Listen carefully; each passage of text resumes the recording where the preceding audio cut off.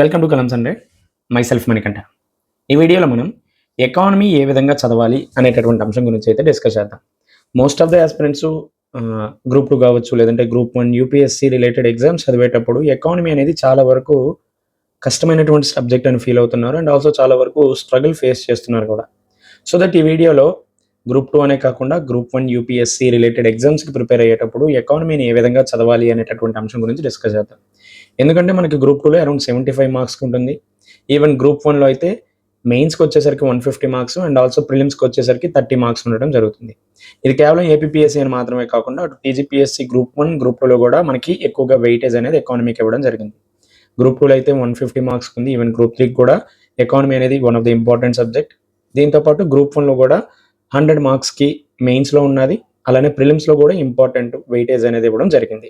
So that అది TGPSC కావచ్చు, APPSC కావచ్చు, ఈవెన్ యూపీఎస్సీలో కూడా మనకి ప్రిలిమ్స్ అలానే మెయిన్స్కి సంబంధించినటువంటి ఎగ్జామ్స్ చదివేటప్పుడు ఎకానమీ అనేది చాలా ఇంపార్టెంట్ రోల్ ప్లే చేస్తుంది. అయితే ఈ వీడియోలో ఎకానమీని ఏ విధంగా చదవాలి అనేటటువంటి అంశం గురించి చూద్దాం. అలానే మనం ఏం చేద్దామంటే ఇది ఒక సిరీస్ లాగా తీసుకెళ్దాం. ఒక 10 to 12 వీడియోస్ వచ్చేటట్టు, అంటే మ్యాక్సిమం 10 minutes నిడివి ఉండేటటువంటి వీడియోని చేద్దాం.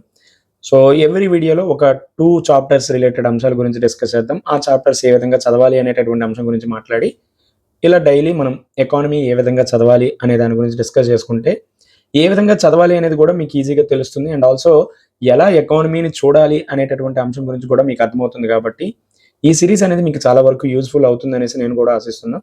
సో దట్ ఫస్ట్ మీరు ఎకానమీని చదివేటప్పుడు ఏ ఎగ్జామ్ అయితే మీరు ప్రిపేర్ అవుతున్నారో దానికి సంబంధించినటువంటి సిలబస్ కాపీ అనేది పక్కన పెట్టుకోండి. అటు గ్రూప్ 2కి చదివితే గ్రూప్ 2 సిలబస్ కాపీ, గ్రూప్ 1కి చదివితే గ్రూప్ 1 సిలబస్ కాపీ, యూపీఎస్సీకి చదివితే యూపీఎస్సీకి సంబంధించినటువంటి సిలబస్ కాపీ అనేది ఖచ్చితంగా మీ దగ్గర ఉండాల్సిన అవసరం ఉంది. దెన్ ఎకానమీని చదివేటప్పుడు ఒక 5 ఇంపార్టెంట్ కాన్సెప్ట్స్ అనేవి ఉన్నాయి. ఏంటంటే first one, clear the basics first. Yes, exactly మనం ఎకానమీని ఎప్పుడు డేటా ఓరియంటేషన్గా, కరెంట్ అఫైర్స్ ఓరియంటేషన్గా చదువుతాం. అలా కాకుండా ఎప్పుడైతే మనం బేసిక్స్, కాన్సెప్ట్స్, ఫౌండేషన్ మీద ఫోకస్ పెడతామో అప్పుడు మాత్రమే మనకి ఎకానమీ అర్థమవుతుంది. కరెంట్ అఫైర్స్లో ఉన్నటువంటి అంశాలు కూడా మనకి ఈజీగా అండర్స్టాండబుల్ అవుతాయి. సో దట్ ఫస్ట్ ఏం చేయాలంటే clear the basics first. Second one is link static with dynamic topics. So static చదివినప్పుడే కదా మనకి డైనమిక్ టాపిక్స్ లైక్ అప్లికేషన్ ఓరియంటేషన్గా ఉండేటటువంటి అంశాలన్నీ కూడా స్టాటిక్ రిలేటెడ్ అంశాలు చదివితేనే మనకు తెలుస్తాయి. కాబట్టి స్టాటిక్తో పాటు డైనమిక్స్ కూడా చదువుకునేటట్టు ప్లాన్ చేసుకోండి. ఎప్పుడైతే స్టాటిక్స్ని ప్రాపర్గా చదువుతామో అప్పుడే డైనమిక్స్ అనేవి మనకి ఈజీగా అర్థమవుతాయి. ఈవెన్ అప్లికేషన్ కూడా ఈజీగా చేయగలం, కరెంట్ అఫైర్స్ కూడా ఈజీగా అర్థమవుతాయి. Then third one is master the data. అంటే ఇక్కడ డేటాలో మాస్టర్ అవ్వమన్నా అనేసి పూర్తిగా డేటా మీద మాత్రమే ఫోకస్ చేస్తే సరిపోదు. స్టాటిక్ చదవాలి, కరెంట్ అఫైర్స్ని అనలిటికల్గా అర్థం చేసుకోవాలి, ఆ అర్థం చేసుకున్నటువంటి అంశాలని డేటాని గుర్తుపెట్టుకోవాలి. అంటే డేటాని కూడా ఈ ఇయర్లో ఎంత ఉంది, లాస్ట్ ఇయర్లో ఎంత ఉంది, ఆ ముందు ఇయర్లో ఎంత ఉంది అనేది తెలుసుకునేదంటే ట్రెండ్ని అర్థం చేసుకుని డేటాని గుర్తుపెట్టుకోవాలి. సో ఇలా గుర్తుపెట్టుకుంటే మనం డేటాని ఈజీగా గుర్తుపెట్టుకోవచ్చు, అర్థం చేసుకోవచ్చు. ఈవెన్ మనకి 2026, 27లో ఎగ్జామ్ అయినప్పుడు కూడా 24, 25 రిలేటెడ్ డేటా ఇచ్చినా మనం ఈజీగా ఆన్సర్ చేయగలం, ఎప్పుడైతే ట్రెండ్ని అర్థం చేసుకుని డేటాని గుర్తుపెట్టుకుంటాము. ఈవెన్ ఈ డేటా కేవలం గ్రూప్ 2 కానీ మాత్రమే కాకుండా ఈవెన్ గ్రూప్ 1 మెయిన్స్ రాసేటప్పుడు కూడా చాలా వరకు యూస్ఫుల్ అవుతుంది. ఈవెన్ యూపీఎస్సీ మెయిన్స్ రాసేటప్పుడు కూడా చాలా యూస్ఫుల్గా అవుతుంది. UPSC mains and also group 1 mains ఇటువంటి డేటాని కోట్ చేయడం వల్ల మనం ఏదైతే అంశాలు రాస్తామో అవి చాలా సబ్స్టాన్షియేట్ అవుతాయి, మనం రాసినటువంటి అంశానికి బలం చేకూరుస్తాయి. దెన్ ఫోర్త్ వన్ ఏంటంటే ప్రాపర్గా షార్ట్ నోట్స్ అనేది ప్రిపేర్ చేసుకోవాల్సినటువంటి అవసరం ఉంది. సో ఫర్దర్గా వచ్చేటటువంటి వీడియోస్లో షార్ట్ నోట్స్ ఏ విధంగా రాసుకోవాలి అనే దాని గురించి కూడా మాట్లాడదాం. సో ఫస్ట్ ఈ 5 అంశాలు అయితే గుర్తుపెట్టుకోండి. 5వ అంశం ఏంటంటే పీవైక్యూస్ని ఖచ్చితంగా ప్రాక్టీస్ చేయాలి. ఎవరైతే ఈ 5 అంశాలు తూచా తప్పకుండా పాటిస్తారో ఎకానమీని ఈజీగా అర్థం చేసుకోవడం మాత్రమే కాకుండా ఎకానమీలో మంచి స్కోర్ కూడా తెచ్చుకోగలరు. ఏంటి 5 అంశాలనే మళ్ళీ చెప్తాను, వినండి. Clear the basics first. Second one is link static with dynamics. Third one is master the data. Fourth one is make concise notes. Fifth one is practicing PYQs. So ఈ 5 అంశాలు మీరు ఖచ్చితంగా ఫాలో అయ్యారంటే ఎకానమీని ఈజీగా అర్థం చేసుకోవచ్చు. రైట్, ఇకపోతే ఈరోజు ఈ వీడియోలో మనం ఒక 2 చాప్టర్స్ రిలేటెడ్ అంశాల గురించి తీసుకుందాం. ఆ 2 చాప్టర్స్ని ఏ విధంగా చదవాలి అనే దాని గురించి డిస్కస్ చేద్దాం. ఆ తర్వాత ఫర్దర్గా వచ్చేటటువంటి వీడియోస్లో డైలీ ఒక 2 టాపిక్స్ లేదంటే 2 చాప్టర్స్ గురించి కూడా మాట్లాడదాం. సో ఫస్ట్ ఎకానమీలో చాలా వరకు మ్యాక్రో ఎకనామిక్స్ మనం చదువుతాం. Like national income, poverty, unemployment, inequality, money supply, RBI, foreign trade ఇటువంటి వాటి గురించే చదువుతాం. మోస్ట్‌లీ మైక్రో ఎకనామిక్స్ అంత ఎక్కువగా చదవం. స్పెషల్లీ గ్రూప్ 2కి చదివే వాళ్ళైతే మైక్రో ఎకనామిక్స్ అంత ఎక్కువగా ఫోకస్ చేయాల్సినటువంటి అవసరం లేదు. సూక్ష్మ అర్థశాస్త్రాన్ని అంత ఎక్కువగా చదవాల్సిన పని లేదు.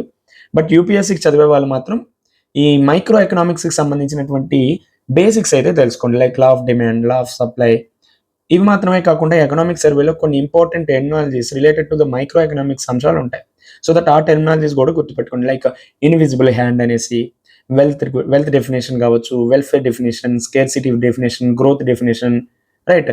ఇవి మాత్రమే కాకుండా ఎకానమీకి సంబంధించినటువంటి models like capitalistic economy, socialist economy, communist economy ఈ అంశాల గురించి చదువుతాం కదా. సో దట్ మిక్స్డ్ ఎకానమీ అనేసి. So what are those type of economies? So దానికి సంబంధించినటువంటి డెఫినేషన్స్ ఏంటి? ఇవన్నీ కూడా మైక్రో ఎకనామిక్స్‌కి సంబంధించినటువంటి అంశాలు. ఇవి మాత్రమే కాకుండా లైక్ మనకి మైక్రో ఎకనామిక్స్ అంటే ఎక్కువగా ఇండివిడ్యువల్ రిలేటెడ్ ఓరియంటేషన్‌లోనే ఎకానమీ ఉంటుంది. సో దాంట్లో ఎక్కువగా కర్వ్స్ రిలేటెడ్ అంశాలు ఉంటాయి. లైక్ ఏంటి indifference curve, law of diminishing marginal utility, law of డిమాండ్‌కి సంబంధించినటువంటి కర్వ్ కావచ్చు, లా ఆఫ్ సప్లైకి సంబంధించినటువంటి కర్వ్స్ ఇవన్నీ కూడా మనకుంటాయి. మోస్ట్‌లీ గ్రూప్ 2కి చదివేటప్పుడు ఇవన్నీ కూడా అవసరం లేదు. స్పెషల్లీ ఫర్ యూపీఎస్సీకి చదివేటప్పుడు ఈ బేసిక్స్ అయితే చూసుకోండి. బెటర్‌గా ఉంటుంది ఎకానమీని ఇంకా డీటెయిల్‌గా తెలుసుకోవడానికి. సో బేసిక్స్ అంటే మైక్రో ఎకనామిక్స్ చదవాలా వద్దా అంటే స్పెషల్లీ యూపీఎస్సీకి చదివే వాళ్ళైతే ఖచ్చితంగా చూడడానికి ప్రయత్నించండి. గ్రూప్ 1, గ్రూప్ 2కి చదివే వాళ్ళు అంత ఎక్కువగా ప్రాధాన్యత ఇవ్వాల్సిన అవసరం లేదు. గ్రూప్ 1కి ప్రిపేర్ అయ్యే వాళ్ళు కొంచెం చూడడానికి ప్రయత్నించండి. గ్రూప్ 2కి అయితే అంత ఎక్కువగా అవసరం లేదు. దెన్ ఆ తర్వాత most of the institutes, most of the teachers start చేసేటటువంటి టాపిక్ ఏంటంటే నేషనల్ ఇన్కమ్, జాతీయ ఆదాయం. ఒకప్పుడు ఈ జాతీయ ఆదాయం అనేటటువంటి టాపిక్‌కి ఎక్కువగా ప్రయారిటీ అనేది ఉండేది. సో రీసెంట్ ఇయర్స్‌లో నేషనల్ ఇన్కమ్ అనేటటువంటి టాపిక్ గ్రాడ్యువల్‌గా ఎగ్జామ్ ఓరియంటేషన్‌లో తక్కువగా అడగటం జరుగుతుంది కాబట్టి, ఈ అంశాన్ని అంత ఎక్కువగా ప్రాధాన్యత ఇవ్వటం, లేదంటే మొదటగానే నేషనల్ ఇన్కమ్‌తో మీరు స్టార్ట్ చేశారంటే ఖచ్చితంగా కన్‌ఫ్యూజన్‌కి గురవుతారు.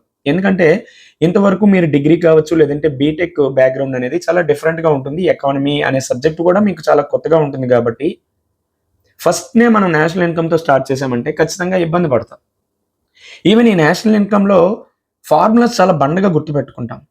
ఫార్ములాస్‌ని బండగా గుర్తుపెట్టుకునే దానికంటే కొన్ని ఇంపార్టెంట్ టర్మ్స్ ఉంటాయి. ఆ టర్మ్స్‌ని మీరు గుర్తుపెట్టుకుంటే మనకి జీడీపీ, మార్కెట్ ప్రైస్ కావచ్చు, ఫ్యాక్టర్ కాస్ట్ కావచ్చు, లేదంటే NNP factor cost, market price ఇలా 8 ఫార్ములాస్ ఉంటాయి కదా. ఈ 8 ఫార్ములాస్‌ని కేవలం 4 డెఫినిషన్స్, 4 అంశాలు తెలుసుకుంటే ఈజీగా చేయొచ్చు. ఏంటంటే అవి 1 ఈజ్ డిప్రిషియేషన్ తరుగుదల, second one is net factor income from abroad, third one is net indirect talks, fourth one is stock గురించి అలానే ఫ్లో కాన్సెప్ట్స్. దీంతో పాటు factor cost, market price related అంశాలు తెలుసుకుంటే ఈ GDP, NNP, NDP, NNP, factor cost and market price related అంశాలు దానికి సంబంధించినటువంటి ఫార్ములాస్ ఈజీగా తెలుసుకోవచ్చు. దీంతో పాటు మనకి నేషనల్ ఇన్కమ్‌ని గణించేటప్పుడు కొన్ని మెథడ్స్ ఉంటాయి. Like income method, value added methods. ఈ 3 మెథడ్స్ ఉంటాయి కదా. ఈ 3 మెథడ్స్‌ని గుర్తుపెట్టుకోండి అంతే. అండ్ ఆల్సో వీటికి ఎక్కువగా ప్రయారిటీ ఇచ్చేదానికంటే ఫర్దర్‌గా మనకి ఎగ్జామ్ ఓరియంటేషన్‌లో ఎక్కువగా దేని నుంచి అడుగుతున్నాడనేది చూడండి. ఫర్ ఎగ్జాంపుల్ ఫారెన్ ట్రేడ్, అలానే money supply like public finance, RBI monetary policy, foreign trade. ఒకప్పుడు ఫైనాన్షియల్ మార్కెట్ మీద ఎక్కువగా క్వెషన్స్ అడిగేవాడు కాదు. ఇటీవల కాలంలో ఫైనాన్షియల్ మార్కెట్స్ మీద జనాలకి కూడా అవేర్‌నెస్ రావడం, ఈవెన్ స్టాక్ మార్కెట్ రిలేటెడ్ అంశాల మీద కూడా రిటైల్ ట్రేడర్స్ ఎక్కువగా అవ్వటం వల్ల ఫైనాన్షియల్ మార్కెట్స్‌ని ఎక్కువగా ఇటీవల కాలంలో ఎగ్జామ్ ఓరియంటేషన్‌గా అడుగుతున్నాడు. సో దట్ ఈ financial market related like money market, capital మార్కెట్‌కి సంబంధించినటువంటి అంశాల మీద కూడా ఎక్కువగా ఫోకస్ చేయాలి. సో ఎక్కువగా మనం నేషనల్ ఇన్కమ్‌కి ఎక్కువగా ప్రయారిటీ ఇస్తాం. ఈ నేషనల్ ఇన్కమ్‌కి ఎక్కువగా ప్రయారిటీ ఇచ్చేదానికంటే రిమైనింగ్ అంశాలు లైక్ ఇన్‌ఫ్లేషన్ కావచ్చు, దాన్ని ఆ తర్వాత మనీ అండ్ బ్యాంకింగ్ కావచ్చు, third one is public finance like talks structure గురించి, ఈవెన్ బడ్జెట్ రిలేటెడ్ అంశాలు, fourth one is foreign trade, international finance ఇటువంటి అంశాలకు ఎక్కువగా ప్రాధాన్యత ఇస్తే మీకు బెటర్‌గా ఉంటుంది. సో మనం ఎలాగో ఇది సీరియస్‌గా ముందుకు తీసుకెళ్తాం కాబట్టి లాస్ట్ వచ్చేటప్పుడు ఏవి ప్రయారిటీ టాపిక్స్, ఏది ప్రయారిటీగా చదువుకోవాలి అనేటటువంటి అంశం గురించి కూడా డిస్కస్ చేద్దాం. ఇకపోతే నేషనల్ ఇన్కమ్‌కి సంబంధించి ఆ 4 అంశాలు చూస్తే మనకి 8 ఫార్ములాస్ అర్థమైపోతాయి. Then history of national income in India ఎప్పటి నుంచి గణిస్తున్నారు అనే దాని మీద ఎక్కువగా ఫోకస్ చేస్తాం. ఇవంత ఎక్కువగా ఇంపార్టెంట్ కూడా కాదు. ఆ తర్వాత వచ్చేసరికి నేషనల్ ఇన్కమ్‌ని మెజర్ చేయడం యొక్క పాత్ర ఏంటి? ఎందుకు అసలు నేషనల్ ఇన్కమ్‌ని గణిస్తున్నారు? లేదంటే రీసెంట్‌గా తీసుకొచ్చినటువంటి కొత్త మెథడ్స్ ఏంటి? కొత్తగా తీసుకొచ్చినటువంటి రీఫార్మ్స్ ఏంటి, నేషనల్ ఇన్కమ్, వీటితో పాటు ముఖ్యంగా నేషనల్ ఇన్కమ్ అనేటటువంటి టాపిక్ని మీరు ఎకనామిక్ సర్వేతో ఇంటర్లింక్ చేసుకొని చదువుకోవాల్సినటువంటి అవసరం ఉంది. రైట్, ఇది నేషనల్ ఇన్కమ్కి సంబంధించి. ఇఫ్ ఇన్ కేస్ మీకు ఏమైనా డౌట్స్ ఉంటే కింద కామెంట్ సెక్షన్లో కూడా తెలియజేయండి. నేషనల్ ఇన్కమ్ గురించి ఇంకా ఫర్దర్గా డిస్కస్ చేద్దాం.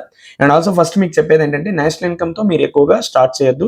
లైక్ ఇన్ఫ్లేషన్, పబ్లిక్ ఫినాన్స్, ఇటువంటి టాపిక్స్తో మీరు స్టార్ట్ చేశారంటే కొంచెం మీకు బయట ఏం జరుగుతున్నవి అనే అంశాలు బాగా తెలుస్తాయి. సో దట్ వాటిని వీటితో ఇంటర్లింక్ చేస్తే ఈజీగా మీకు ఎకానమీ అనేది కూడా అర్థమవుతుంది. Most of the teachers, most of the institutes national income, జాతీయ ఆదాయంతో మనకి స్టార్ట్ చేస్తారు కాబట్టి నేషనల్ ఇన్కమ్ ఎకానమీ అనేటటువంటి సబ్జెక్ట్ కూడా చాలా టఫ్గా అయిపోతుంది. దెన్ ఆ తర్వాత మనం economy versus economic development, growth versus development, poverty, inequality, unemployment, money and banking, public finance, financial markets, economic planning in India, NITI Aayog, foreign trade, then ఆ తర్వాత ఇన్వెస్ట్మెంట్కి సంబంధించి models, agriculture sector, industrial sector, service sector, foreign trade, international finance, ఇటువంటి అన్ని అంశాల గురించి కూడా ఫర్దర్గా వచ్చేటటువంటి సెషన్స్లో డిస్కస్ చేసుకుందాం. ఇఫ్ ఇన్ కేస్ మీకు ఏమైనా డౌట్స్ వస్తే కింద కామెంట్ సెక్షన్లో నాకు తెలియజేయండి. Until then, stay tuned. Take care. Bye.